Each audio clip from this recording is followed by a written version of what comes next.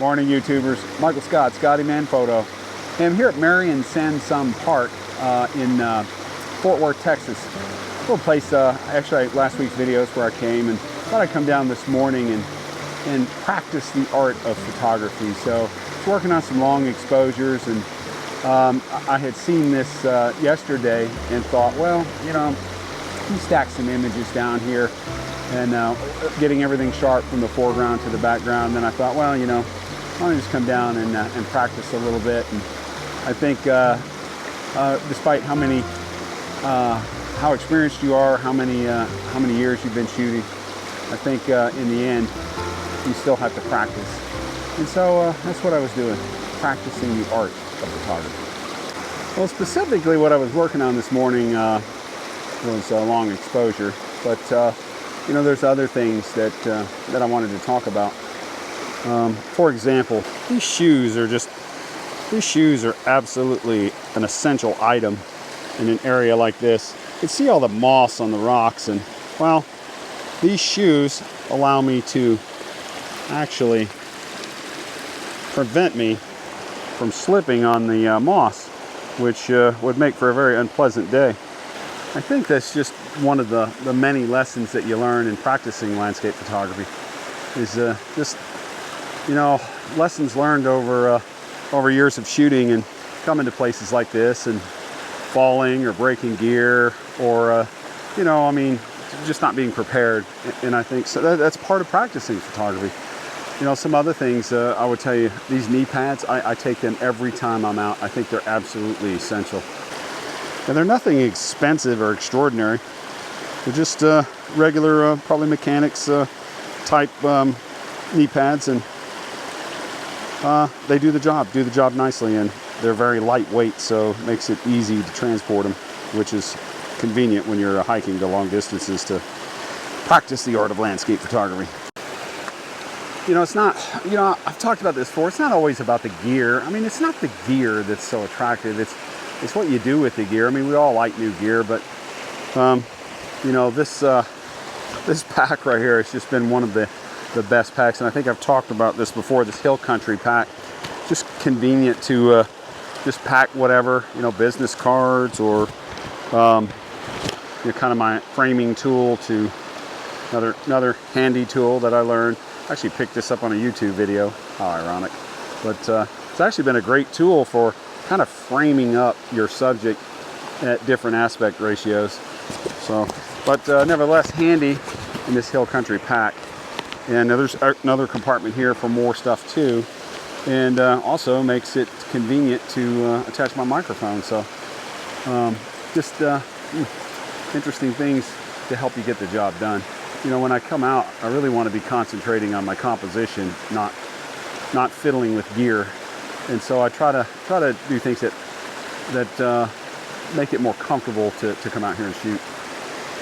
A couple other things that I really share is, you know, I think a hat is essential. A lot of locations I go to involve a hike, and so, you know, the hat keeps the sun out of my eyes.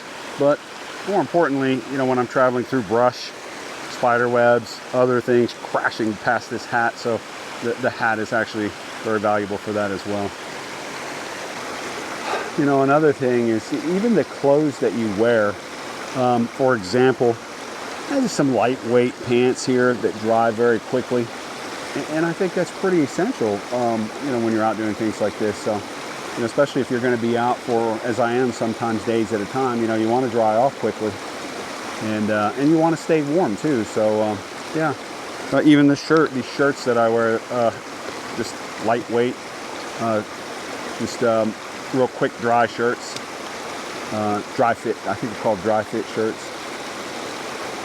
You know, I've talked about this backpack so many times, and you know, just the convenience of it, and it allows me to take the gear that I need and a few extra things in an extra compartment. And this is an f-stop bag, and I tell you, it's certainly the best landscape photography bag I've ever owned.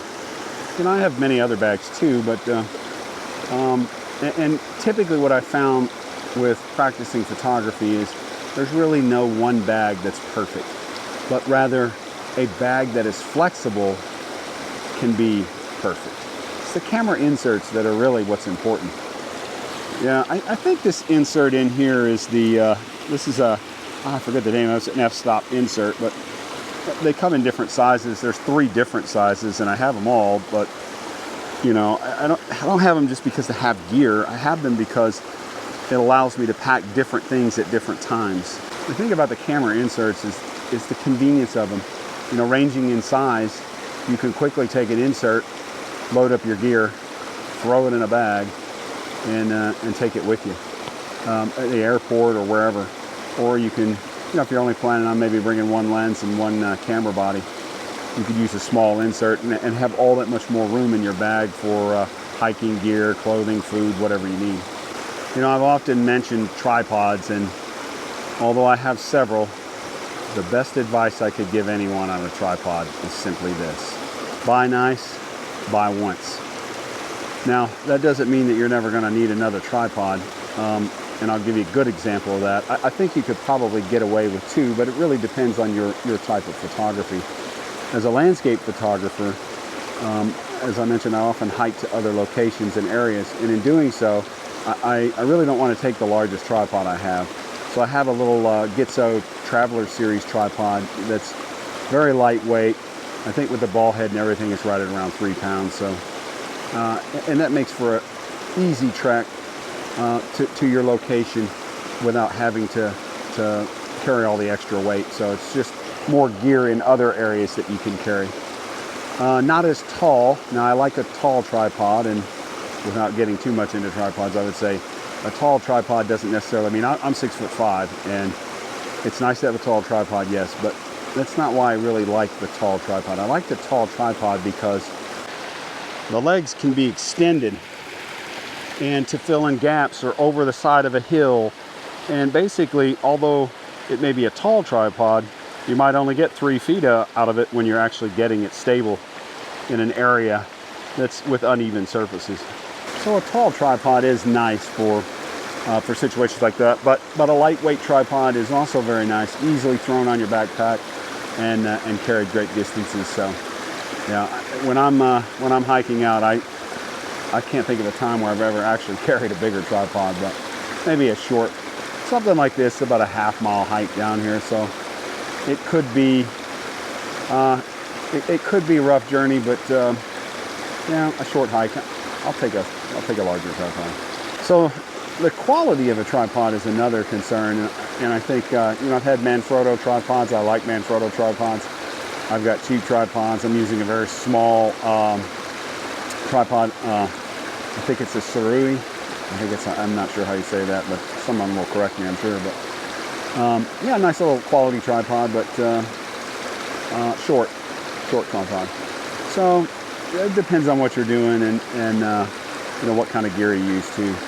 Tripods are super important, but I would definitely say buy as much tripod as you can afford, and you won't be sorry you did that. Well, I didn't mean to try to cover every aspect of gear in this video. I really just wanted to talk about the art of landscape photography and practicing it. And I think photography is like any other art. And you know, I've often seen some correlations between photography and painting, and you're not really an artist if you're not painting, and there's no real difference between a picture and a painting, except the photographer just came out, pushed a button, and you know, no. You know, with all due respect to a canvas painting artist, I've often said that using Photoshop and Lightroom and a camera is often like a painter's canvas. It's just a different way of doing it, I guess. So whether that's film photography or digital photography, it's an art nonetheless, and it requires practice. And I would give you an example of this image that I'm trying to capture, and I'll show it at the end of the video. But whether it comes out good or not, I'll show it to you. But to get everything in focus and kind of with a longer focal length, you know, I had to take several exposures, and I'll have to blend those in Photoshop. And I can tell you the amount of time and energy that it takes to gain all that knowledge necessary to do that.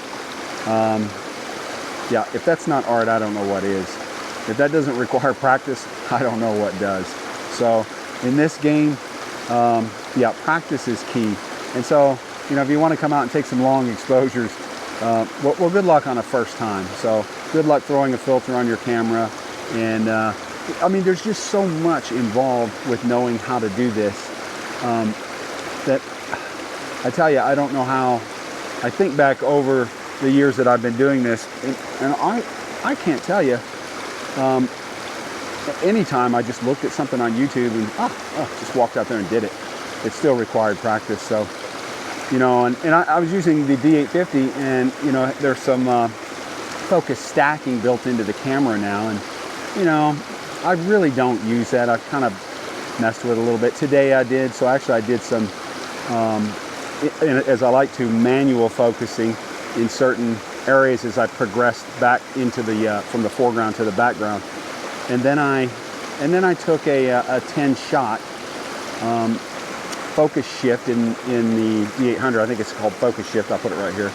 But yeah, and focus from the foreground as it progressively goes back, and it's automatic. You just snap buttons, but we'll see if there's any. I doubt there'll be any noticeable difference, but I think doing it manually, I have the ability to choose my focus points more precisely and more accurately, make sure that everything's in focus. Of course, you can check that in your camera too, which is a nice feature of the LCD screen. We didn't always have the LCD screen, so, but you know, you have to use the tools that you have now. And I think, again, that's part of the art of practicing landscape photography. I didn't really want to ramble on and get too much into the weeds on gear, but I would say, you know, choose your gear for the type of photography that you want to do. You don't always have to have the cool latest tool and toy. Just to make sure that you have what you need for your type of photography. You know, I've heard a lot of people talk about neutral density filters and how they're dead, and post-processing is the way to go. And you know, there are some things that you just can't reproduce in post-processing, and I think with practice and experience, you learn that. I'll always have a circular polarizer. Used it today, and I'll always have graduated ND filters to kind of balance out the image and take out. You can see those highlights in the background, and kind of cut that down in camera instead of trying to depend on pulling those highlights back and the details out of the shadows in post-processing. So I think all this comes with practice and experience, and the truth is, whether you're going to come out and capture an award-winning image today or not, take advantage of every moment that you have with your camera. Get out here and shoot. Practice, because truly, as they always say, not to be cliche, but practice makes perfect. But when it comes to photography, it truly does. All right, well, that's it. I guess I'm going to go ahead and wrap up this video. But hey, if you enjoyed the video, make sure you hit the like button. Consider subscribing, and leave me a comment. Let me know what you thought about the video. And as always, if I don't see you down the road, maybe I'll see you on the trail.